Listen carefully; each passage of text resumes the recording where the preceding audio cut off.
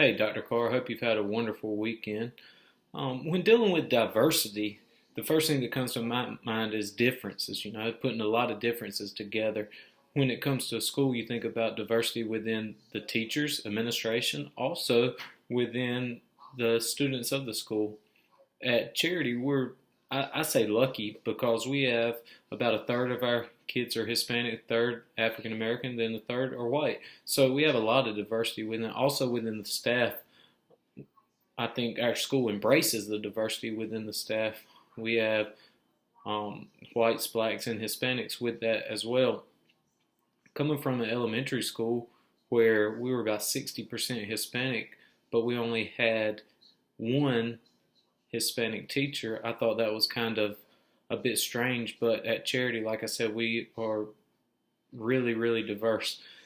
When it comes to dealing with transgender students and how I might would handle that if I placed in that situation, first thing I would do, we would have to follow the law, whatever the law says in that situations or any situations dealing with students that we might not see on a regular basis right now. We would first go to the law, but then handle each one on an individual basis. Maybe talk to parent or talk to that parent about it and see how we can meet the needs of that student. We never want a kid to feel like they're not part of the school or they're not accepted within the school. So talk to the parent and follow the law. When it comes to administrators that are a person of color or women, I think we are seeing that not or being not so big of a deal anymore. I know right now I actually work for an African American female principal. So I think in the past, I'm not saying that's still not an issue because I know it is.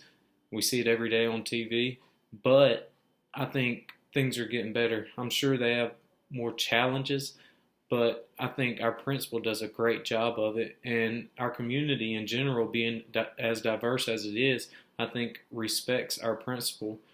Where in some situations, some areas around the world, they might not go for a female or an African American, but in our community in Duplin County as a whole, I think we embrace diversity and we do a good job of it.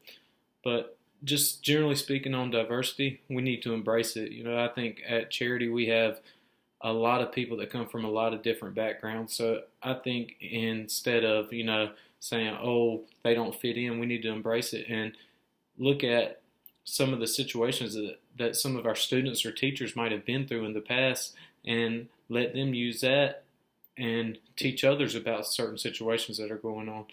So hope you have a great weekend, rest of the weekend, and get ready for the work week. Thank you.